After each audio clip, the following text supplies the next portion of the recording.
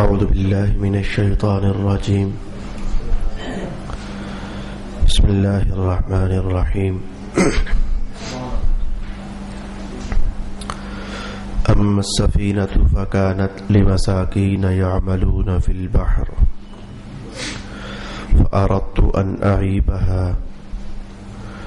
وكان وراءهم ملك يأخذ كل سفينة غصبا وأما الغلام فكان أبواه مؤمنين فخشينا أن يرهقهما طغيانا وكفرا فأردنا أن يبدلهما ربهما خيرا منه زكاة وأقرب رحما وأما الجدار فكان لغلامين يتيمين في المدينة وكان تحته كنز لهما وكان أبوهما صالحا فأراد ربك أن يبلغا أشدهما ويستخرجا كنزهما رحمة من ربك وما فعلته عن أمري ذلك تأويل ما لم تسطع عليه صبرا صدق الله مولانا العظيم. الصلاة والسلام عليك يا سيدي يا رسول الله. الصلاة والسلام عليك يا سيدي يا حبيب الله. الصلاة والسلام عليك يا سيدي يا شفيع المذنبين وعلى آلك وأصحابك يا سيدي يا رحمة للعالمين.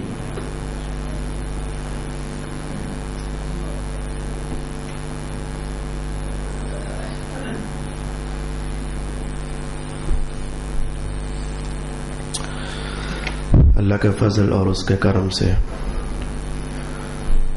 گزشتہ نشست سے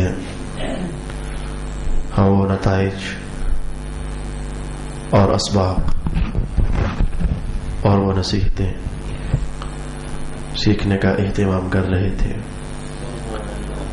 جو اللہ تعالی نے حضرت موسیٰ علیہ السلام اور حضرت خضر علیہ السلام کے اس پاکیزہ واقعہ میں پنہا فرمائی ہوئی تھی. گزشتہ نشست میں 15 سے 18 کے لگ بھگ وہ نتائج، وہ نصیحتیں، وہ مواضع، وہ پند ہم نے سماعت کیے تھے جس سے ہم اپنی زندگی کے مختلف گوشوں کو روشنیاں دے سکتے ہیں. آج میں اسی سلسلہ کو اگلی نشست میں داخل کرتے ہوئے بیان کرنا چاہوں گا کہ حضرت خضر علیہ السلام کے متعلق اللہ تعالیٰ نے ارشاد فرمایا وَآتَيْنَاهُ مِن لَدُنَّا عِلْمًا. ہم نے انہیں علم دیا تھا لدنا، اپنے پاس سے. علم لدنی یا علم لدنا، اس کا لفظی ترجمہ سماعت کیجیے، پھر اس کے بعد میں بیان کروں گا کہ علم لدنی کیا ہوتا ہے.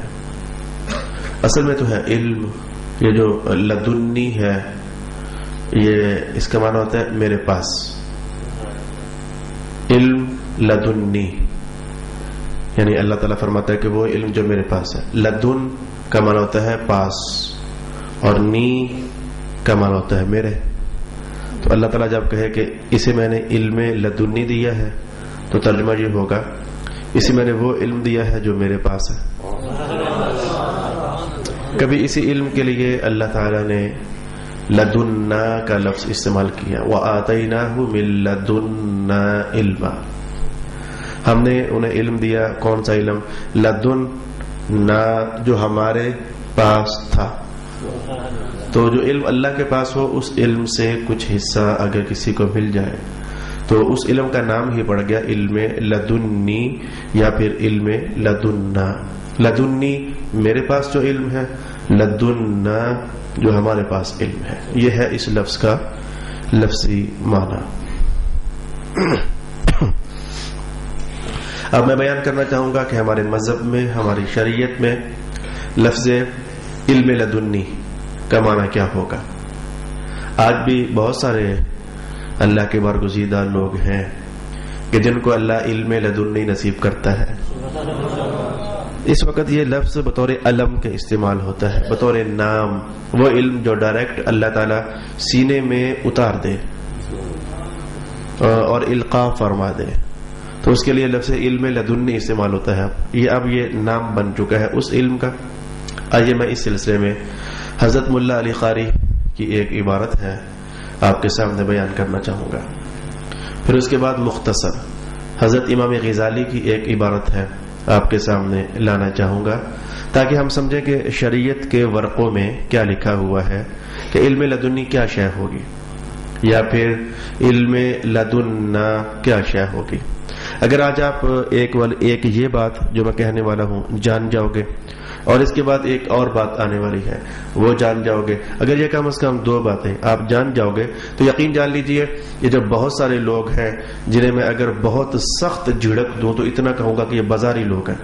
بہت سخت جھڑکوں جو مذہب کے نام پر اور پیری مریدی کے نام پر لوگوں کو دھوکے میں ڈال رہے ہیں، ایسے لوگ بازاری لوگ یہ اس سے بھی کم درجے میں ہیں. لیکن آپ جانیے یہ 2 چیزیں اگر آپ جان جاؤ گے تو آپ سمجھ پاؤ گے کہ یہ جو بندہ بولنے والا ہے تو اس کی پشت پناہی میں شریعت اس کی مدد کر رہی ہے یا شیطان اس کے پیچھے کھڑا ہے. یہ بات آپ جان جاؤ گے. بہت سارے دعوے چلتے ہیں، حتیٰ کہ کہنے والوں نے یہاں تک بھی کہہ دیا کہ اگر ہم نے یہ خلاف شریعت کام کر دیا ہے تو کیا ہو گیا، حضرت خضر علیہ السلام نے بھی تو قتل کیا تھا، لہذا یہ ہمارے باطنی امور ہے. یہ ایک غلط آدمی بول رہا ہے، یہ ہمارے باطنی امور ہے. خضر علیہ السلام نے قتل نہیں کر دیا تھا، خضر علیہ السلام نے کسی کشتی کا پھٹا نہیں توڑ دیا تھا، قرآن پاک میں لکھا ہوا پھٹا توڑ دیا تھا. تو اگر وہ گناہ نہیں ہے تو جو ہم کر رہے ہیں یہ بھی گناہ نہیں ہے. اپنے آپ کو نعوذ باللہ وہ جوڑتے ہیں خضر علیہ السلام کے ساتھ جو کہ اللہ کے نبی تھے. تو لہذا میرے بھائی ہم ذرا تھوڑا سا جان لیں پھر ہم آگے بڑھیں گے کہ علم لدنی یا علم لدنا ہمارے شریعت میں کسے کہا جاتا ہے. حضرت ملا علی قاری ارشاد فرماتے ہیں کہ علم لدنی ایک نور ہوتا ہے، اور یہ نور اللہ تعالی بندہ مومن کے دل میں ڈال دیتا ہے. القى اللہ تعالی فی قلب المؤمن. علم لدنی ایک مخصوص قسم کا نور ہوتا ہے اور یہ اللہ تعالیٰ ایک بندہ مومن کے دل میں ڈال دیتا ہے. یہاں تک بھی چلو بات قابل ہضم ہے. اب سنیے، اور یہ جو علم نور کی شکل میں بندہ مومن کے دل میں ڈالا جاتا ہے، یہ علم اس کی بنیاد دیکھو تو کہیں نہ کہیں یا قول رسول بنتا ہے یا فعل رسول بنتا ہے. یہ جانیے میرے دوست اصل چیز جس پر میں آپ کی توجہ لگانا چاہوں گا، ورنہ کیا فائدہ 11 سال آپ کو میرے ساتھ چلتے ہوئے ہو گئے، اب بھی اگر قرآن کی صداقت کو آپ دل میں تھوڑی سی جگہ بھی نہ دے سکو اور ان بازاری لوگوں کی آواز پر فوراً لبیک کہہ دو اور مذہب ہمارا جو کہے اس کو ایک دم سے اب بھی آپ جھٹلاتے ہی رہو، کیا فائدہ آپ کا میرے ساتھ 11 سال قرآن کی صحبت میں آ کر بیٹھنے کا. تو علم لدنی ایک اللہ کی طرف سے نور ہوتا ہے جو اللہ تعالیٰ بندہ مومن کے دل میں ڈال دیتا ہے، جس کی بنیاد یا حضور کا قول ہوتا ہے، یعنی وہ جو بات کہنے والا کہہ رہا ہوتا ہے تو چیک کرنا کہیں نہ کہیں جا کر وہ رسول اللہ کا قول نکلے گا، یا اسے چیک کرنا تو وہ کہیں نہ کہیں جا کر رسول اللہ کا فعل نکلے گا، یا اسے چیک کرنا وہ کہیں نہ کہیں جا کر رسول پاک علیہ الصلوۃ والسلام کا حال نکلے گا. تو جو اس پوزیشن کا علم ہوتا ہے اسے علم لدنی کہتے ہیں. اس علم کے ذریعے بندہ کیا فائدہ حاصل کر سکتا ہے؟ اس علم کے ذریعے بندہ فائدہ کیا حاصل کر سکتا ہے؟ 2 باتیں میں نے کہنی ہے نا. ایک تو یہ کہ اس علم کی بنیاد یا 3 لفظ بولے، یا قول رسول ہوگا، اس علم کی بنیاد یا فعل رسول ہوگا، اس علم کی بنیاد یا حال رسول ہوگا. تو ان تینوں کو اگر میں یوں کہوں علم لدنی کی بنیاد ذات رسول ہوگی تو ذرا بات اور قریب ہو جائے گی ذہنوں سے. علم لدنی ایک نور ہے جو اللہ بندہ مومن کے دل میں ڈالتا ہے اور اس نور کا تمام مرجع رسول اللہ کی ذات ہوتی ہے. اس علم سے فائدہ کیا حاصل ہوتا ہے؟ جس کو ملتا ہے وہ اس سے کیا فائدہ حاصل کرتا ہے؟ مولا علی قاری ارشاد فرماتے ہیں یعرف بہ ذات اللہ و صفاتہ. اس علم کا نتیجہ یہ ہوتا ہے کہ یہ جتنا جتنا زیادہ آتا جاتا ہے بندے کے دل میں اللہ کی ذات کی معرفت بڑھتی چلی جاتی ہے اور اس کی صفات کی معرفت بڑھتی چلی جاتی ہے. تو سمجھ آئے کہ علم لدنی کی ایک ہے ابتدا اور ایک ہے انتہا اور نتیجہ. ابتدا ہے ذات رسول اور انتہا ہے معرفت الہی. تو اب جو آپ کے سامنے غلط ملت بندہ بات بول کر کے تو کہے کہ یہ ہمارے باطنی علوم ہے، تو آپ کو فوراً جاننا چاہیے کہ یہ جو بات کہی جا رہی ہے، مثلاً ایک بندہ کہے ہم نے اکٹھی نمازیں پڑھ لی ہوئی ہیں، ایک بار ہم رات بھر جاگتے رہے تھے، اکٹھی پڑھ لی ہوئی تھی ہم نے. جو آپ بازار میں غلط جملے چلتے ہیں انہی میں سے کوئی ایک نکال کر آپ کے سامنے کہوں گا نا کلک کرنے کے لیے. ہم نے ایک دن ساری نمازیں اکٹھی پڑھ لی تھی، تو ہمیں دیکھنا ہوگا کہ کیا قول رسول میں کہیں مثال ہے اس کی؟ فعل رسول میں کہیں مثال ہے اس کی؟ احوال رسول میں کہیں مثال ہے اس کی؟ وہ ایک مثال بنتی تھی، وہ بھی صرف 2 نمازوں کی، اس میں بھی حنفیوں اور شافیوں کی اتنی علمی لڑائی ہوئی کہ حضور نے 2 نمازیں اکٹھی پڑھی. وہ اکٹھی پڑھنے پر جو حنفیوں نے سمجھا وہ انہی کا حصہ ہے. تو وہ انشاءاللہ کبھی موقع ہوا تو میں آپ کو بتاؤں گا کہ حضور نے 2 نمازیں اکٹھی پڑھی تھی تو راز کیا تھا، کیا موقع تھا، وہ کون سی نمازیں تھیں، اکٹھی تھی بھی یا نہیں تھی، وہ کیا چیز تھی، وہ ایک الگ چیز ہے. تو میں نے کہا کہ اگر کوئی آپ کے سامنے بات کہے، بھیس اس کا فقیروں والا ہو، بھیس اس کا اپنی طرف سے لباس اولیاء والا ہو، اور باتیں کرے اور پھر کہنے کے بعد کہے کہ یہ جی بس اللہ کی طرف سے ہمیں ملتا ہے، الہام ہوتا ہے ہم پر، بس یہ باطنی باتیں ہیں. تو آپ اتنے تو سمجھدار ہو جو میرے مسلمان بھائیوں، کب مرنے کے بعد کیا سمجھو گے؟ کب تک لٹتے رہو گے؟ کب تک؟ تو آپ فوراً اس کے قول کو لے کر تول سکتے ہو. اچھا یہ علم باطن کی بات کرتا ہے، یہ علم لدنی کی بات کرتا ہے. علم لدنی کی ابتدا ذات رسول ہوتی ہے، انتہا معرفت الہی ہوتی ہے. تو نہ تیری بات سے ذات رسول کی خوشبو آئی ہے اور نہ تیری بات سے کوئی اللہ کی معرفت کا نور ملتا دکھا ہے، ہٹ، یہ علم لدنی نہیں، علم شیطانی ہے. فوراً فیصلہ کر لینا بغیر سوچے سمجھے. سوچ سمجھ آج لو، جو قرآن کی صحبت میں آج آپ بیٹھے ہو، سوچ سمجھ آج لو اور اس وقت بغیر سوچے سمجھے فیصلہ کر دینا. یہ علم شیطانی تو ہو سکتا ہے، علم لدنی نہیں ہو سکتا، کیونکہ علم لدنی کا تو معنی یہ ہے کہ اللہ کہے یہ علم ہم نے اسے دیا ہے. تو اللہ نبی کو تو علم یہ دے کہ نماز پڑھنی ہے اور کوئی بندہ بول دے کہ نہیں پڑھنی، یہ علم لدنی ہے، لدنی نہیں، یہ شیطانی علم ہے. یہ کیسے ہو سکتا ہے کہ نبی کے اوپر علم یہ اترے کہ محبوب نمازیں پڑھنی ہیں اور یہ بندہ بولے کہ نہیں جی وہ بغیر نمازوں کے بھی، یہ ہمارا جو باطن کا معاملہ ہے. میں کہوں گا اعوذ باللہ من الشیطان الرجیم. امام محمد بن غزالی کیا ارشاد فرماتے ہیں؟ محمد بن محمد غزالی رحمت اللہ تعالی علیہ کیا ارشاد فرماتے ہیں؟ آپ فرماتے ہیں کہ ایک ہوتا ہے علم المکاشفہ، اور جس کا نام صوفیاء کے ہاں علم المکاشفہ ہے. وہ اپنے مقام پر پھر ایسا بھی ہوتا ہے اور ایسا بھی، 2 طریقے سے اسے سمجھیں گے. علم المکاشفہ ایسا بھی ہوتا ہے اور ایسا بھی. کیا مطلب علم المکاشفہ ایسا بھی ہوتا ہے اور ایسا بھی؟ علم المکاشفہ صوفیاء کے ہاں امام غزالی ارشاد فرماتے ہیں کہ بندے کے دل پر کشف تب ہوتا ہے، مکاشفہ کا معنی کشف ہو جانا، اور اردو میں کہو تو کسی شے کا کھل جانا، کشف ہو جانا، مکاشفہ کسی شے کا کھل جانا. تو اللہ کی طرف سے سینے میں کوئی بات کھل جائے. بندے نے پڑھی نہیں تھی کتاب میں، کوئی اسے بتا کر نہیں گیا تھا، لیکن دل میں کوئی بات کھل جائے، اسے کہتے ہیں علم المکاشفہ. کبھی تو ایسا ہوتا ہے کہ علم المکاشفہ کا تعلق مذہب سے ہوتا ہے. میں اس کی حدیث پاک سے مثال آپ کے سامنے لاؤں گا، بالکل اس کی مثال حدیث پاک سے آپ کے سامنے لاؤں گا. اور کبھی علم المکاشفہ کا تعلق ہوتا ہے لوگوں کے حالات سے، لوگوں کے حالات سے تعلق ہوتا ہے علم المکاشفہ کا. اس کی مثال میں قرآن سے لاؤں گا. عیسیٰ علیہ السلام ارشاد فرمایا کرتے تھے جب کوئی بندہ آپ کو ملنے آتا تو آپ فرمایا کرتے تھے کہ مجھے پتا تو کیا کھا کر آیا ہے، اور مجھے یہ بھی پتا ہے کہ تو باقی کیا چھوڑ کر آیا ہے. یہ 3 سپارہ ہے. ما تأکلون وما تدخرون فی بیوتکم. آپ نے کسی کتاب میں پڑھا نہیں تھا, کوئی آپ کو آ کر بتا نہیں گیا تھا, لیکن کوئی بندہ آتا تو آپ محسوس کر جاتے. یہ اللہ کی طرف سے عطا تھی. تو یہ ہے کشف ہو جانا, شے کا کھل جانا. تو نبی کے ذات میں یہ چیز ہو تو صوفیاء میں تو مکاشفہ بولا گیا, نبی کی ذات میں ہو تو اسے معجزہ بول دیا جاتا ہے.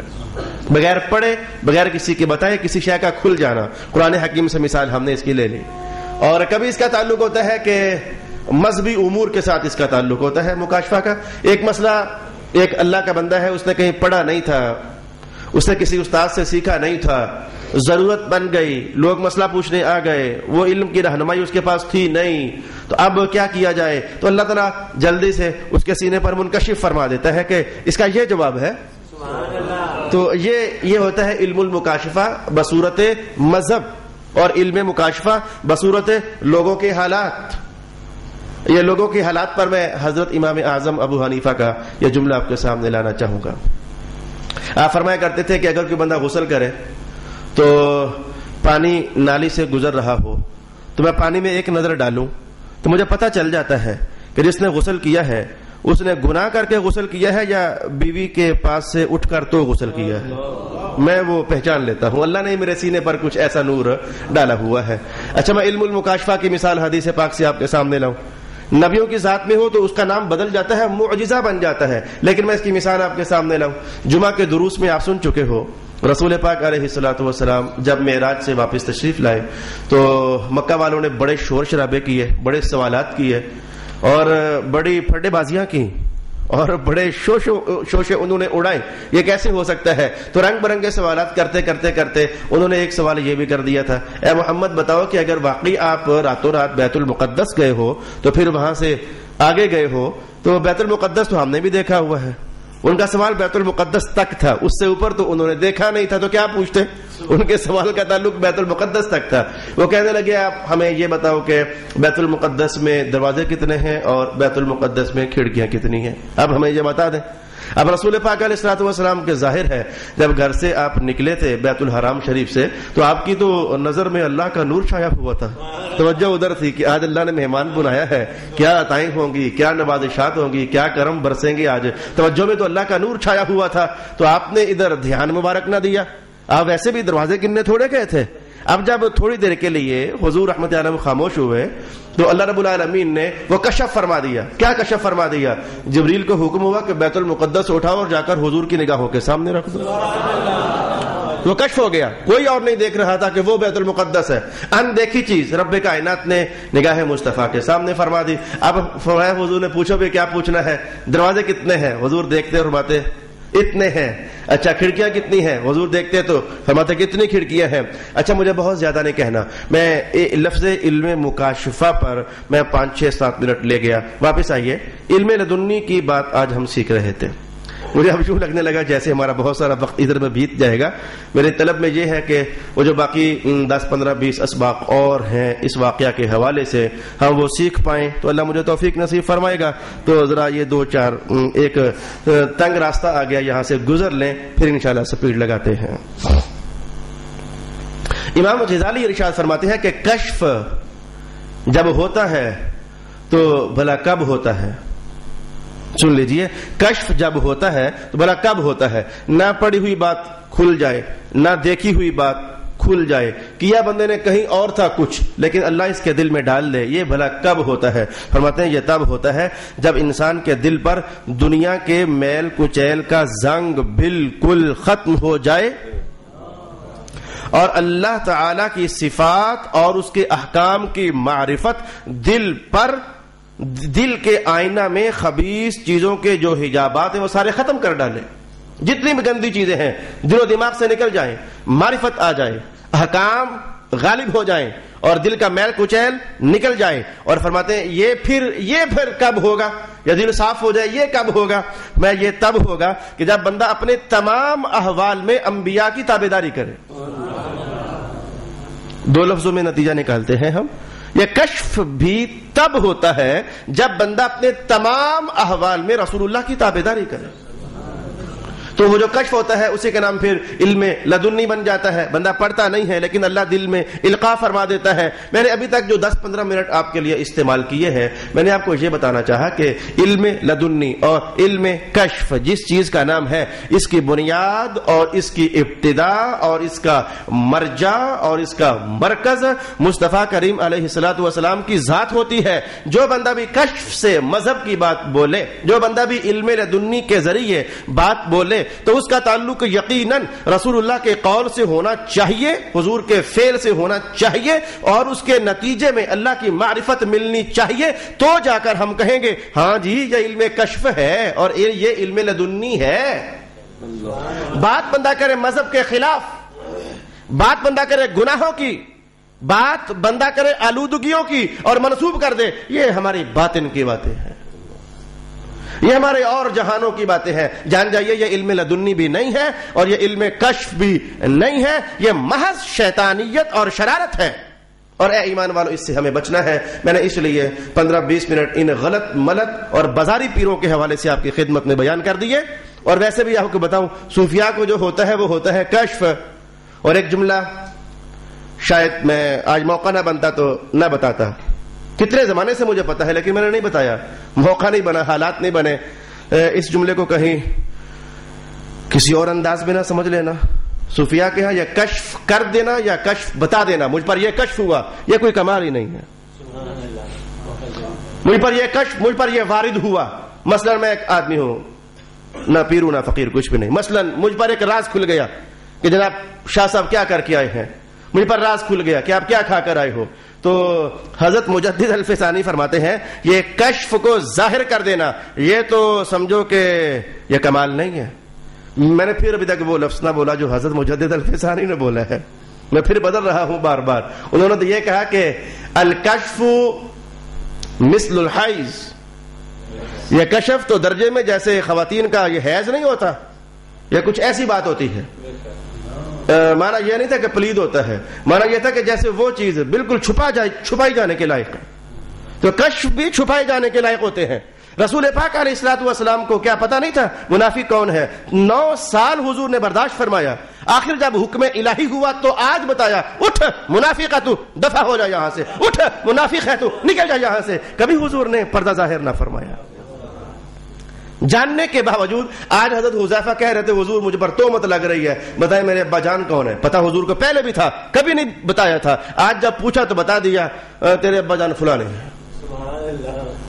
الغرض یہ جو کشف چیزیں ہوتی ہیں, یہ کشف والی معاملات, کوئی واردات ہو گئی, کوئی راز کائنات کا کھل گیا, یا کسی کے اندر کی کہانی بتا دی گئی, اور آپ ایسے بدھو ہو کہ آپ کو جو یہ کہے نا اچھا آج کریلے کھا کر آئے ہو, آپ ڈل جاتے ہو, ہائے اوئے پیر کامل تو یہ ہے. حالانکہ صوفیاء کی زبان میں وہ ناقص ہے بیچارہ, جو اللہ کے اور اپنے راز اوروں کو بتا رہا ہے. یہ کہے کہ محبت ہوئی, اللہ کوئی راز دے اور تو اس راز کو افشا کر رہا ہے. لیکن آپ کو یہ میری بات نہیں سمجھ آنے والی ہے. آپ پھر ڈلو گے اس پیر پر جو آپ کو کہے اچھا 70 روپے کی ٹوپی لے کر آیا ہے تو, بڑی بات ہے یار 70 روپے کی ٹوپی لے, حضرت نے خود ہی بتا دیا 70 روپے کی ٹوپی لے کر آئے ہو. آپ اس بات کو کمال سمجھتے ہو, لیکن مصطفیٰ رحمت عالم کی ذات اقدس میں دیکھو, حضور پر کائنات منکشف ہو چکی تھی, لیکن حضور اظہار بیان نہیں کر رہے, اظہار ہی نہیں فرما رہے ہیں. اور صوفیہ بھی اسی بات کے قائل ہے. مجدد الفسانی کا جملہ میں نے جو بہت, اگر ان کا نہ ہوتا میں کہتا تو میں پھانسی جاتا, لیکن چونکہ مجدد صاحب کا جملہ ہے, چھوٹی بات نہیں ہے, انہوں نے کہا یہ تو عورتوں کے حیض کی طرح ہے. یعنی چھپا جانے والی چیز. کشف کے حالات کچھ اس طرح کے ہوتے ہیں. اچھا واپس آ جائیے, میں اس پر اور زیادہ کچھ نہیں کہوں گا, وغیرہ کہیں آپ کے دماغ پر کچھ اور ہی نہ کشف ہو جائے کہ مولانا صاحب کہیں اللہ اکبر الصلاۃ والسلام علیک یا سیدی یا رسول اللہ وعلی آلک واصحابک یا سیدی یا حبیب اللہ. میرے دوست, آپ نے جان لیا کہ علم لدنی کیا شے ہوتی ہے. یہ ڈائریکٹ بغیر کسی کتاب کے اللہ کی طرف سے دل میں بات ڈالی جاتی ہے. علم لدنی بغیر کسی استاد کے ڈائریکٹ اللہ کی طرف سے بات دل میں ڈال دی جاتی ہے. لدنی ہے یا نہیں, پہچان یہ ہوتی ہے کہ دیکھو اس کا مرجع ذات رسول اللہ ہے یا نہیں. اگر اس بات کا تعلق کہیں نہ کہیں رسول اللہ کی ذات سے ہو جائے, قول سے یا فعل سے یا حال سے, تو اس کا تعلق واقعی اللہ کی ذات کے ساتھ ہوگا، یہ علم لدنی کہلائے گا. اور اگر کہیں بھی اس کا تعلق نہ رسول اللہ کی ذات سے بنتا ہو، نہ قول سے بنتا ہو، نہ فعل سے بنتا ہو، تو وہ علم لدنی نہیں کہلائے گا. وہ تو شیطانی بات ہوتی ہے جو مذہب کے خلاف تمہارے سامنے لا کر رکھ دی جاتی ہے. واپس آئیے، ہم اس پاکیزہ عنوان سے کچھ سیکھنا چاہیں گے. 3 جملوں میں اگر چاہو تو میں پھر دوہرا دوں آج، 3 جملوں میں صرف، زیادہ نہیں. اب چونکہ میں کافی سارا وقت آپ کے ذہن کو کھرچنے پر لگا چکا ہوں، اب میں اور وقت نہ بھی لگاؤں تو ایک لمبا عنوان 3 جملوں میں کہوں گا. شریعت کیا ہوتی ہے، طریقت کیا ہوتی ہے، اور حقیقت کیا ہوتی ہے. میں نے محدثین کے ہاں بھی یہی پڑھا، حضرت ملا علی قاری کے ہاں بھی یہی پڑھا، علامہ بدر الدین عینی نے بھی یہی ارشاد فرمایا. میں نے اپنے استاد گرامی حضرت علامہ سید ریاض حسین شاہ صاحب دامت برکاتہم القدسیہ سے بھی یہی بات پڑھی. الشریعۃ اقوال رسول اللہ والطریقۃ افعال رسول اللہ والحقیقۃ اخلاق رسول اللہ. رسول اللہ کے اقوال کا نام شریعت ہوتا ہے، رسول اللہ کے افعال کا نام طریقت ہوتا ہے، اور رسول اللہ کی اخلاق کا نام حقیقت ہوتا ہے. شریعت بھی ذات رسول اللہ ہے، اور طریقت بھی ذات رسول اللہ ہے، اور حقیقت بھی ذات رسول اللہ ہے. پھر میرا دل انگارے کی طرح گرم ہو رہا ہے کہ کیسے آخر انہوں نے کہہ دیا اور آپ نے مان لیا. ہر خلاف رسالت مآب بات کو انہوں نے حقیقت کا لفظ بول کر کے ان گمراہوں نے آپ کے سامنے رکھا. وہ یہ حقیقت کی بات ہے، حالانکہ وہ رسول اللہ سے کہیں بھی جڑ نہیں رہی تھی.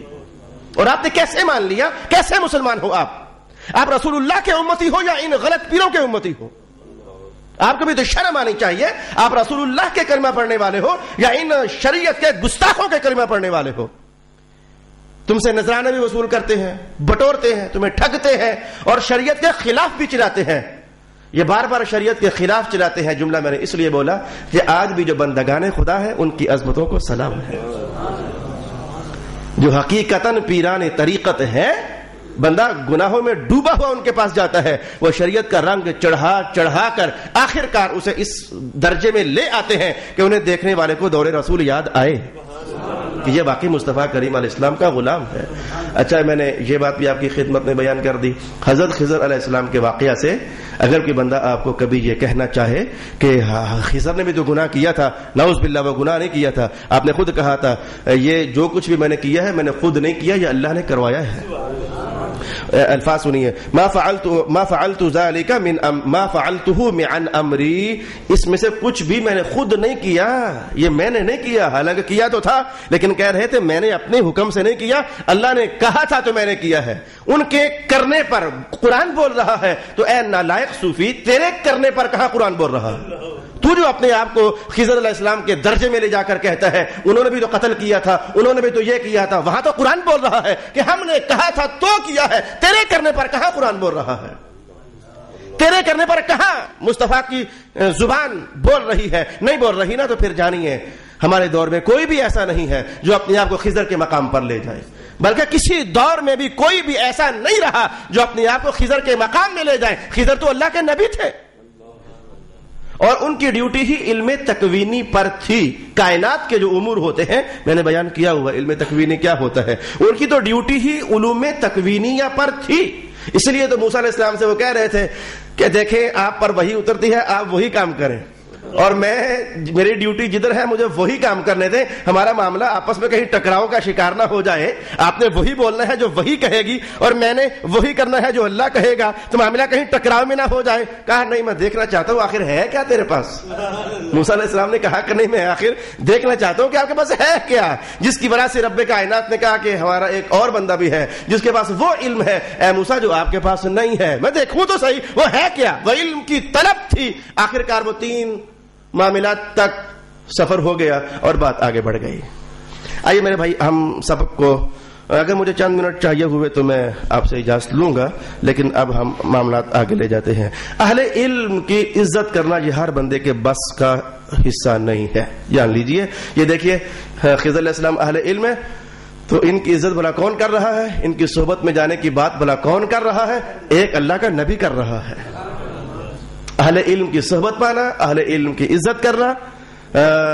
مت سمجھے کہ میں آپ کو یہ سمجھا رہا ہوں کہ میں اہل علم ہوں، آپ میری عزت کریں، میرا احترام کریں. مجھے آپ سے کچھ بھی نہیں چاہیے. میں تو امانت ہے جو ان بزرگوں سے اکابرین سے پڑھ کر آپ کو سنا رہا ہوں، کہیں شیطان آپ کے دل میں ڈالے کہ یہ مولانا صاحب اپنا میدان سیدھا کر رہے ہیں، نہ کریں میری عزت۔ سینکڑوں لوگ روٹ گئے شہر میں، کبھی ان سے کہا ہی نہیں کہ نہ کبھی صفائی پیش کی کہ جناب غلطی ہو گئی آپ آئیں جی، بھائی ٹھیک ہے آپ کو اچھا لگا آتے رہے، نہیں اچھا لگا تو نہ آتے رہے، بات ختم۔ تو مت سمجھے کہ میں آپ سے عزت کا طلبگار ہوں، لیکن اہل علم ہیں تو صحیح نا آخر اس دنیا میں نہ صحیح اور تو بہت سارے ہیں نا، آپ کو یہ تو جاننا چاہیے۔ لہٰذا میں نے کہا کہ اہل علم کی قدردانی، قرآن حکیم کہتا ہے کہ یہ جاننا ہو تو ایک نبی کی ذات کو دیکھا جا سکتا ہے۔ آگے بڑھ جائیے، میں کہوں گا کہ اب یہ ہم سب کا حصہ ہے، اب یہ ہم سب کا حصہ ہے۔ کون سا؟ 15واں سپارہ ختم ہو رہا ہے۔ خضر علیہ السلام نے ایک کشتی کا پھٹا توڑ دیا، آخر کار جب پوچھا گیا تو بتایا کہ دریا کے اس طرف ایک بادشاہ ہے جو کشتیاں جو صحیح ہوتی تو انہیں پکڑ رہا تھا، تو وہ غصب کر رہا تھا، چھین رہا تھا، تو ہمیں اللہ نے حکم دیا کہ ایک پھٹا توڑ دیا جائے۔ جب بادشاہ دیکھے گا کہ اس کا پھٹا ٹوٹا ہوا ہے وہ کہے گا یہ صحیح نہیں ہے، کشتی واپس آ جائے گی، پھٹا جوڑ لیں گے تو اپنا رزق چلاتے رہیں گے۔ نقصان دیا، پھٹا توڑ دیا، کشتی کا نقصان دیا، لیکن ایک بڑے نقصان سے بچا لیا۔ صرف ایک پھٹا توڑا، کشتی باقی رہی، اگر پھٹا نہ توڑتے تو پوری کشتی ہی چلی جاتی نا آج۔ بس یہاں سے جان جائیے زندگیوں میں ہمارے ساتھ کئی بار ایسا ہوا، ہمارا نقصان ہو گیا، ہماری جان کا نقصان ہو گیا، ہمارے مال کا نقصان ہو گیا، ہمارا بہت سارا اور بھی نقصان ہو گیا۔ ہم چونکہ جان نہیں سک رہے ہوتے، قرآن یہ راز بتاتا ہے کہ شکر کر اسی پر جان چھوٹ گئی، شکر کر اسی پر جان چھوٹ گئی۔ اللہ بہتر جانتا ہے کہ اس کا اتنا نقصان کروا دو یہ بڑے نقصان سے بچ جائے گا۔ اندر کھاتے یہ راز ہوتا ہے کہ یہ بڑے نقصان سے بچ جائے گا۔ اس کو اگر سمجھنا ہو تو میں دوسرے سپارے سے یہ حصہ آپ کے سامنے تلاوت کرتا ہوں۔ عسیٰ ان تکرہوا شیئا وہو خیر لکم۔ کئی بار ایسا ہوتا ہے کہ تم سمجھتے ہو کہ یہ کام جو ہوا یہ اچھا نہیں ہے، بھائی ہمارے لیے یہ اچھا نہیں ہے۔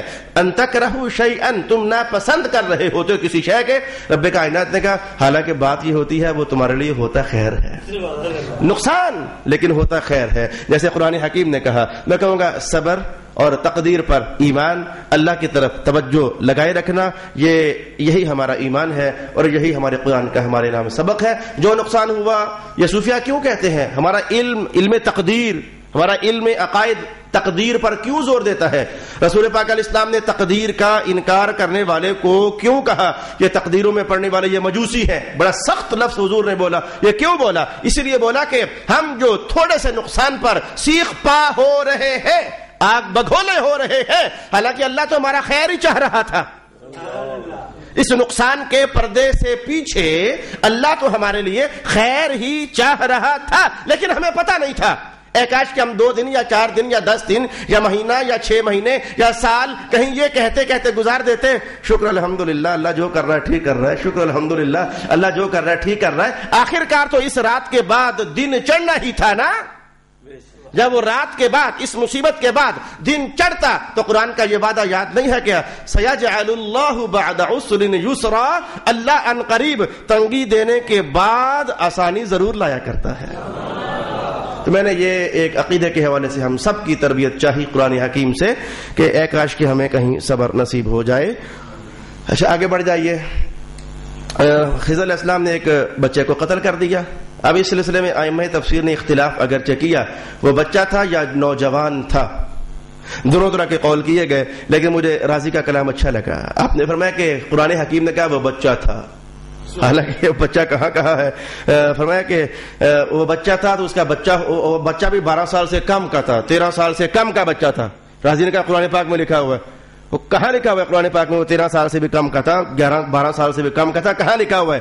امام راضی کہتے ہیں کہ رب کائنات نے اس کے لیے فرمایا ہے کہ وَأَمَّا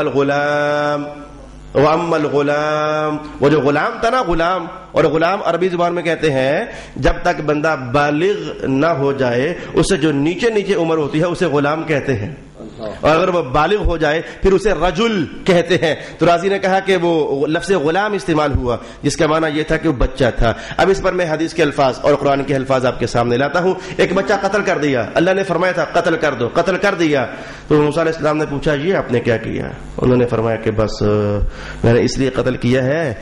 اللہ تعالیٰ فرماتا ہے کہ وَأَمَّا الْغُلَامُ فَكَانَ أَبَوَاهُ مُؤْمِنَيْنِ فَخَشِينَا أَن يُرْهِقَهُمَا طُغْيَانًا وَكُفْرًا۔ دھیان سے سنیے گا۔ اللہ تعالیٰ فرماتا ہے کہ اس بچے کا جو والد ہے اور والدہ ہیں دونوں، ابواہ جو اس کے والدین ہیں وہ پکے مومن تھے. تو ہم اللہ جو ہے نا ہم جان رہے تھے کہ اب یہ بچہ کل کو جوان ہوگا تو جوان ہو کر اس نے بننا بدماش، اتنا بدماش بنے گا ان یرہقہما طغیانا وکفرا کہ یہ اپنے والدین کا ایمان بھی چھین لے گا، اپنے والدین کو کہیں یہ کافر ہی نہ کر دے. ہم یہ دیکھ رہے تھے اگر یہ جوان ہو جاتا یہ اتنا گندا نکلتا کہ یہ اپنے والدین کو بھی سرکش بنا دیتا اور کافر بنا دیتا. تو ہم نے کہا کہ نہیں، ان کے والدین کا ایمان بچنا چاہیے، لہذا ہم نے اسے بس ابھی سے اڑا دیا، قتل کروا دیا. بس جن کے بچے مر جاتے ہیں انہیں قرآن حکیم کے الفاظ میں 3 باتیں محفوظ کرنی چاہیے. جن کے بچے بچپن میں مر گئے یا جن کے بچے جوانی سے پہلے مر گئے، ہو سکتا تھا کہ وہ بڑے ہو کر بڑے باکمال ہی نکلتے، ہم نہیں جانتے، لیکن قرآن نے جو راز رکھا اس میں ایک راز تو یہ سمجھیے کہ یہ بھی ہو سکتا تھا کہ اگر ہمارا یہ بیٹا یا یہ بیٹی جوان ہو جاتے تو کچھ ایسے گل کھلاتے کہ شرمندگی سے ہمیں اپنا منہ چھپانا پڑ جاتا. تو اللہ بہتر جانتا تھا، ہمیں چونکہ وہ نتائج پتہ نہیں نہ ہوتے تو اس موقع پر پھر وہی بات تقدیر، اے مولا تو نے بچہ ہمارا واپس لے لیا، چل الحمدللہ تیرا شکر ہے. نہ جانے کہ اگر یہ بڑھ جاتا جوان ہو جاتا تو ہمارے ساتھ کیا ہوتا. وہ لوگ جن کو آج تک اولاد نہ ملی، نہ جانے کہ وہاں پیچھے یہ راز ہو، ہمیں کیا معلوم کہ اگر ان کو اولاد مل جاتی تو اولاد کی محبت میں کہیں والدین کافر نہ ہو جاتے یا گناہگار نہ ہو جاتے یا بچے بڑے ہو کر اپنے والدین کا ستیہ ناش نہ کر دیتے. یہ سارے راز اللہ رب العالمین جاننے والا ہے. لیکن ساتھ ہی مولا کائنات نے کہا کہ ہمیں ڈر تھا کہ یہ فخشینا، یہ ڈر تھا، یہ اس کا لفظی ترجمہ ہے. اس کا معنی اللہ کے ہاں یہ ہوتا ہے کہ بھائی اللہ کو یقین ہے، اللہ کا علم یقینی ہے. اور یا پھر یہ جملہ حضرت خضر علیہ السلام کا ہو، اللہ نے ان کو بتا دیا تھا کہ یہ بڑا ہو کر کفر کرے گا، والدین کو سرکش کر دے گا. تو موسیٰ علیہ السلام، خضر علیہ السلام کہہ رہے تھے ہمیں ڈر ہوا کہ جو علم ہمیں اللہ نے دیا ہے نا اس کے مطابق ہمیں ڈر ہوا کہ یہ بڑا ہو کر کہیں کفر ہی نہ کرے، ہم نے اس کو ابھی سے قتل کر دیا. لیکن ساتھ ہی سنیے، فَأَرَدْنَا أَن يُبْدِلَهُمَا رَبُّهُمَا خَيْرًا مِّنْهُ، تو ہم نے چاہا کہ بچہ ان کا مار کر اس سے بہتر شے دے دیتے ہیں انہیں. سبحان اللہ. مجھے بہت مزہ آئے گا جب میں ایک دم سے وہ لفظ بولوں گا. آپ تیار ہو جائیے کہ بیٹا ہم نے ان سے چھین لیا تو ہم نے چاہا کہ جو اس بیٹے سے بھی خیر ہے ہم وہ دے دیتے ہیں. ابن عباس نے کہا پتہ ہے پھر اللہ نے کیا دیا تھا ان والدین کو؟ بیٹی. اللہ پاک نے ان کو ایک بیٹی عطا فرما دی. تو قرآن حکیم نے کیا کہا؟ بیٹے سے بیٹی خیر، بیٹے سے بیٹی خیر. کیوں فرمایا؟ رسول اللہ نے اس راز کو یوں ارشاد فرمایا، میں کہ جس نے بیٹیوں کی پرورش کی وہ کل قیامت کو میں محمد سے بڑا قریب ہوگا. اور بیٹے کے بارے میں قرآن نے کیا کہا؟ المال والبنون زینت الحیات الدنیا، یہ بیٹے ادھر کا مال ہے، بیٹیاں ادھر کا مال ہے. رب کائنات نے کہا بیٹا ہم نے لے لیا اور بدلے میں جو خیر تھی وہ دے دی. ابن عباس نے کہا صرف اتنا ہی نہیں کہ بیٹی دے دی بلکہ اس بیٹی کی عمر بڑی، جوان ہوئی، اس کی شادی ہوئی تو اس کے پیٹ سے اللہ جو نسل چلی اللہ نے اس میں سے 70 نبی پیدا فرمائے. تو بیٹیاں مل جائیں، جھولی میں آ جائیں تو غم نہ کھانا، نہ جانے کہ اس کے بطن سے اللہ تعالیٰ کیسے جلیل القدر علماء پیدا فرما دے. آج نبی تو نہیں ہو سکتے نا، کلیئر سی بات ہے. اللہ تعالیٰ اس کے پیٹ سے یہ غوث اعظم بھی تو کسی بیٹی جو کسی کی بیٹی تھی اسی سے پیدا ہونے والے ایک تھے نا. خواجہ غریب نواز کسی کی بیٹی سے پیدا ہونے والے تھے نا. جتنے اولیاء کاملین ہیں یہ کسی کی آخر ان کی ماں آخر کسی کی بیٹی تھی. تم یہاں اس امید پر بھی خوش ہو جاؤ، ہو سکتا ہے کہ اللہ نے جو بیٹی نصیب کی ہے نہ جانے کہیں اس کی نسل میں اگلی نسل میں اللہ کوئی چاند جیسا بیٹا ہی عطا فرما دے، کوئی اپنا محبوب بندہ ہی پیدا فرما دے. میں فَأَرَدْنَا أَن يُبْدِلَهُمَا رَبُّهُمَا خَيْرًا مِّنْهُ زَكَاةً وَأَقْرَبَ رُحْمًا. اب تیسری بات پر مجھے امید ہو گئی کہ ہم سبق چند باتیں میں نے کھینچ لی ہیں درمیان سے نہیں بتائیں لیکن میں وقت کے اندر ہی کلوز کرنے سے قریب ہو جاؤں گا. پھر آگے بڑھ گئے تو ایک دیوار گرنا چاہتی تھی تو بستی والوں سے کہا تھا کھانا شانا کھلاؤ، انہوں نے کہا کھانا شانا تو کوئی نہیں ہے. تو واپس نکلے تو دیوار گرنا چاہتی تھی، آپ نے ٹھیک فرما دی. موسیٰ علیہ السلام نے کہا ایک انہوں نے کھانا نہیں کھلایا، اوپر سے آپ نے ان کی دیوار بھی ٹھیک کر دی اور اوپر سے آپ نے اجرت بھی نہیں لی. آپ چاہتے تو ان سے کوئی کرایہ اجرت لے لیتے، بھائی ہم نے تمہاری دیوار ٹھیک ہے نکالو پیسے، تمہاری دیوار ٹھیک ہی ہے نکالو پیسے، تاکہ ہم ان پیسوں سے کھانا شانا کھا لیتے. خضر علیہ السلام نے کہا بس پیارے موسیٰ اب بس آپ نے تیسری بار پھر جو ہے وہ ہم سے پوچھ لیا، اب کے بعد ہم دونوں یہ سفر آگے نہیں بڑھا سکیں گے. بس راز میں بتا دیتا ہوں کہ وہ قتل کیا تھا، راز میں بتا دیتا ہوں کہ وہ کشتی کیا تھی، اور راز میں بتا دیتا ہوں کہ یہ دیوار کیا تھی. اب دیوار والی بات، تیسری بات، 16واں سپارہ ہمارا شروع ہو چکا. تیسری بات، وَأَمَّا الْجِدَارُ، وہ جو دیوار ہم نے سیدھی کی تھی نا ان بستی والوں کی جنہوں نے ہمیں روٹی چھوٹی نہیں کھلائی تھی، تو جو ہم نے دیوار ان کی سیدھی کی تھی، فَكَانَ لِغُلَامَيْنِ يَتِيمَيْنِ، 2 یتیم بچے تھے، تو وہ دیوار اس کے نیچے ایک خزانہ تھا. وَكَانَ تَحْتَهُ كَنْزٌ لَهُمَا، وہ دیوار یتیم بچوں کی تھی تو اس کے نیچے خزانہ تھا. وَكَانَ أَبُوهُمَا صَالِحًا، اور ان یتیم بچوں کا جو باپ ہے نیک آدمی تھا. صالحًا، بہت نیک آدمی تھا. یہ باپ نیک مل جائے یہ اللہ کی بہت بڑی عطا ہوتی ہے. تو فرمایا کہ فَأَرَادَ رَبُّكَ، تیرے رب نے چاہا کہ ہم جو ہے اس دیوار کو ابھی گرنے نہ دیں، یہ ابھی تک سلامت رہے، تاکہ جب یہ جوان ہو جائیں تو اپنا خزانہ خود ہی اس میں سے نکال لیں. تو یہ نیک بندہ تھا، تو اس کی اولاد تھی، تو اس کے لیے اللہ رب العالمین نے یہ اہتمام کیا. اچھا، رحمتا من ربک، یہ آپ کے رب کی خاص رحمت تھی جو اللہ تعالیٰ نے ان کا خزانہ محفوظ کر دیا. یہ آپ کے رب کی خاص رحمت تھی. اس پر آئیے میں صرف 2-3 باتیں آپ کی خدمت میں کہنا چاہوں گا. یتیم بچوں کے ساتھ حسن شفقت، خضر علیہ السلام کے اس عنوان سے یتیموں کے ساتھ حسن شفقت. بہت طبیعت خوش ہوئی، باغ باغ ہوئی. مغرب کی نماز کے بعد یہ حدیث تلاوت کرنے کو میسر ہوئی، طبیعت باغ باغ ہو گئی. رسول پاک علیہ السلام نے فرمایا کہ قیامت والے دن سب سے پہلے جنت کا دروازہ میں نے کھولنا ہے. جب میں دروازہ کھولنے لگوں گا، حضور کی طبیعت میں کیا وہ تصویر آپ نے کھینچی. جب میں دروازہ کھولنے لگوں گا تو ایک عورت میں ادھر سے آ کر نا وہ بھی میرے ساتھ ساتھ جانے لگے گی جنت میں. میں اسے کہوں گا تو ادھر کدھر، تو کون ہے؟ ایک عورت میرے ساتھ ساتھ جڑ کر کے تو وہ کہیں جنت میں داخل ہونے لگے گی. میں پوچھوں گا تو کون ہے؟ وہ کہے گی حضور میں یتیم بچوں کی پرورش کرنے والی ہوں. فرمایا ٹھیک ہے آ جاؤ. ٹھیک ہے، اگر تو یتیم بچوں کی پرورش کرنے والی ہے تو، اور اس کی سند کے بارے میں محدثین کا لا حرج فیہ، سند اس کی ٹھیک ہے، کوئی حرج والی بات اس میں نہیں ہے. یہ اہل علم کو پتہ ہے کہ اگر کسی سند کے بارے میں کہا جائے لا غبار علیہ ولا حرج فیہ ولا شیء فیہ، یہ الفاظ کیا بتاتے ہیں؟ یہ اہل علم کو ان باتوں کا پتہ ہے. تو فرمایا کہ اس نے کہا حضور میں یتیم بچوں کی کفالت کرنے والی طرف ہے. چل ٹھیک ہے، پھر تو آ جا ہمارے ساتھ. تو رسول اللہ علیہ السلام نے یہ دلچسپ تصویر ہمیں ارشاد فرمائی یتیموں کے ساتھ حسن سلوک. بعض اوقات بندے کا دل سخت ہو جاتا ہے، دل سخت ہو جاتا ہے. ایک شخص نے حضور کی خدمت میں حاضر ہو کر یہ التجا کی تھی، میرے آقا میرا دل سخت ہو گیا. تو میں یہ حدیث میں نے جب بھی سنائی نا تو میں نے کہا لگتا ایسے ہے کہ فطرت نے کچھ اہتمام کیا. یہ زخم تھا ہمارا لیکن کہلوا دیا حضور اللہ تعالیٰ نے اسی دور میں. زخم تھا یہ ہمارا دلوں کا سخت ہو جانا، لیکن اللہ پاک نے کہلوا دیا اسی دور میں. تو کہا حضور دل سخت ہو گیا ہے، کچھ نسخہ. حضور پاک نے فرمایا کہ یتیموں کے ساتھ شفقت کیا کر، سر پر ہاتھ پھیرا کر.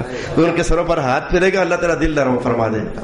مسند امام احمد ابن حنبل کی جلد نمبر 2 کے اندر یہ حدیث موجود ہے اور تلاوت کی جا سکتی ہے. 2 بچے تھے، ایک کا نام سریم تھا اور ایک کا نام اسرم تھا. ابن عباس رضی اللہ تعالیٰ عنہ نے کچھ اور کہا، حضرت امام جعفر صادق رضی اللہ تعالیٰ عنہ نے کچھ اور کہا. لگا یوں کہ دونوں نے الگ الگ کہا، لیکن حقیقت ہے کہ بات ایک ہی ہے. بڑا میٹھا جملہ ہے. ابن عباس فرماتے ہیں کہ اس کا مطلب یہ ہوا کہ اگر باپ نیک ہو نا تو اس کی نیکی کا فیض اللہ نسلوں میں بھی جاری فرما دیتا ہے. ابن عباس نے اولاد کا لفظ استعمال کیا کیونکہ واقعہ اولاد کا تھا، بچوں کا معاملہ تھا. باپ نیک تھا تو ان کے بچوں کے ساتھ اللہ نے کرم کیا. باپ اگر نیک ہو تو اللہ کی عطائیں ان کے بچوں کے نام ویسی ہو جایا کرتی ہیں. اس پر قرآن حکیم بولا ہمارے سامنے. امام جعفر صادق فرماتے ہیں کہ صرف بچوں ہی کی قسمت نہیں تر جاتی، اگر کوئی نیک شخص کسی محلے میں رہتا ہو نا تو اللہ تعالیٰ اس کی وجہ سے پورے محلے پر بھی کرم کرتا ہے. اور یہ بات قرآن پاک میں ہے. میں سوچ میں پڑ گیا کہ امر اللہ قرآن پاک میں کہاں ہے؟ رب کائنات نے تو صرف یہ کہا کہ ان کا باپ نیک تھا تو یہ اس کے بچے تھے، تو اولاد اور باپ کی کہانی ہے. امام جعفر صادق نے کہا نہیں، محلے داروں کی بھی کہانی ہے. اگر کوئی بندہ نیک ہو نا کسی محلے میں تو یہ محلے داروں کی بھی کہانی ہے، اس کی وجہ سے اللہ ان کی بھی خیر فرماتا ہے. امام پاک آپ نے کہاں سے پڑھا؟ میں قرآن سے پڑھا. اب یہ دلچسپ بات ہو گئی. قرآن پاک میں کہاں ہے؟ آپ نے فرمایا کہ میں ایک جلدی سے تجربہ بتاتا ہوں پھر آپ کے لیے سمجھنا آسان ہو جائے گا. میں بیبل در سے قرآن دینے کے لیے گیا تو میں جہاں گاڑی کھڑی کرنے لگا تھا نا مجھے دکاندار نے کہا مولانا صاحب یہاں نہ کھڑی کریں. میں نے کہا کیا ہوا؟ کہہ رہے اوپر دیکھیں. میں نے اوپر دیکھا تو وہ ٹائلیں ان کا سیمنٹ اکھڑ چکا تھا, تو ہر آئے دوسرے چوتھے دن وہ ٹائل کوئی نہ کوئی گرتی رہتی تھی. تو کہنے لگے اگر وہ ٹائل گر گئی نا تو آپ کی اسکرین گئی یا آپ کی گاڑی کو چپ پڑ گیا. میں نے کہا ہاں یار واقعی آپ ٹھیک ہے. تو میں نے گاڑی ہٹا لی. تو کوئی دیوار یا اینٹ گرنا چاہے تو کسی گھر والے کے علاوہ اور کو بھی نقصان ہو سکتا ہے. بس میں سمجھ گیا, فوراً سمجھ گیا. امام جعفر صادق نے کہا وہ دیوار گرنے والی تھی,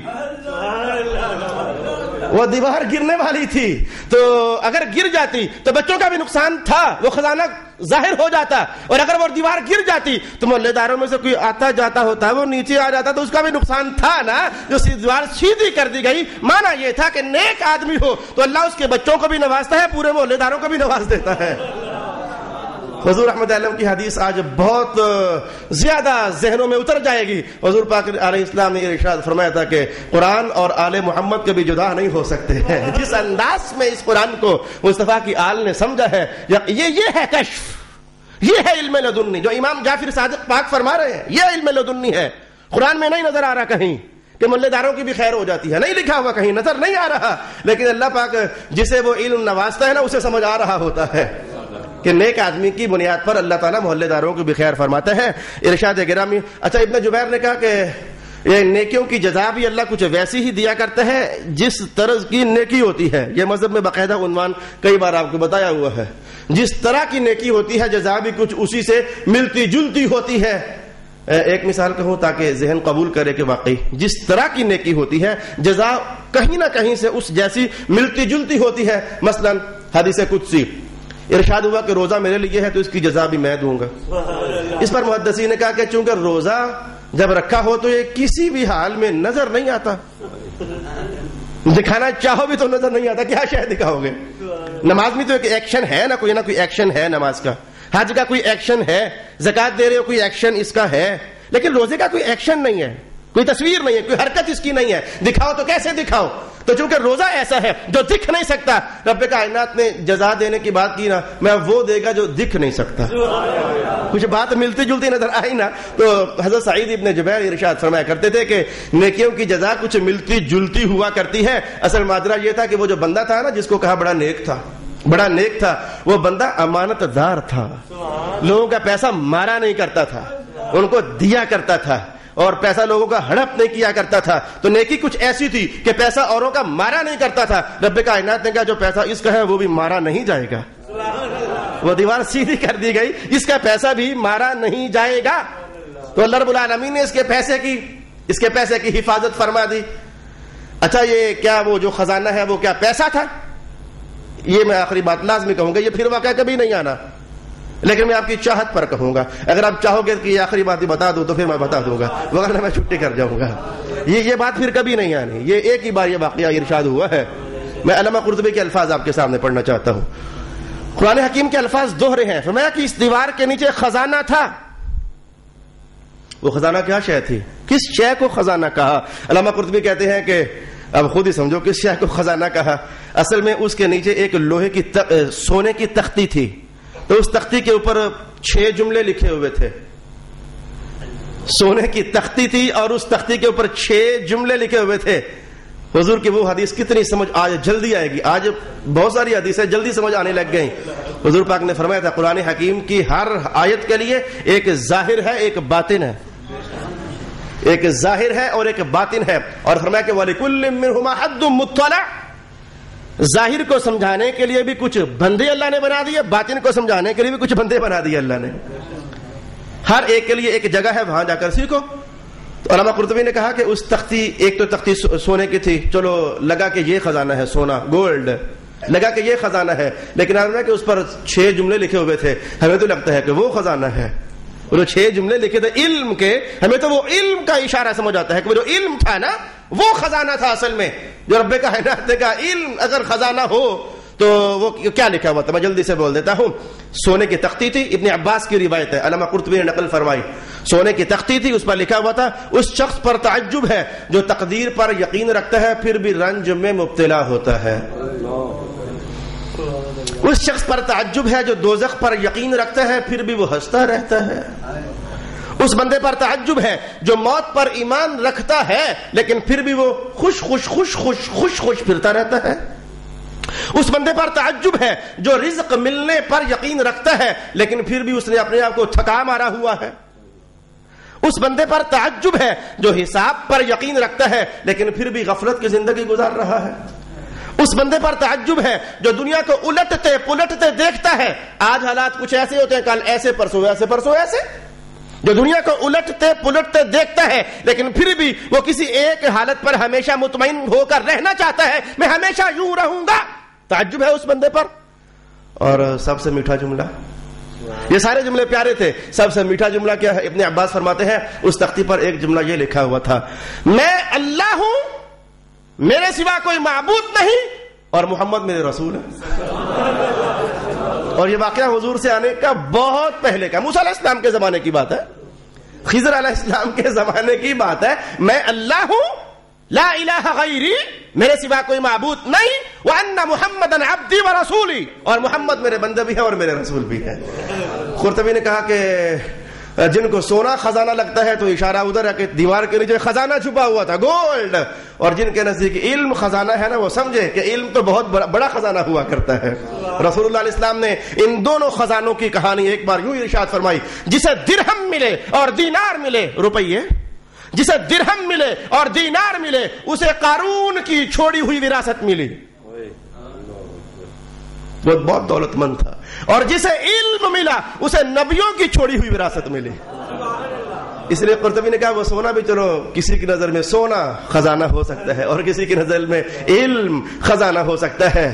تو پھر جان جانا چاہیے کہ باپ نیک ہو تو یا تو یوں ہوتا ہے کہ اللہ بیٹوں کو دولت عطا فرماتا ہے, یا پھر یہ ہوتا ہے کہ اللہ اس نیک باپ کی اولاد کو علم عطا فرما دیتا ہے.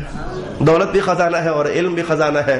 اس طریقے سے میں نے آپ پتہ نہیں 37 ہوئے یا 38 ہوئے یا 39 ہوئے اسباق اس موسیٰ علیہ السلام اور خضر علیہ السلام کے واقعہ سے سیکھنے کا اہتمام کیا.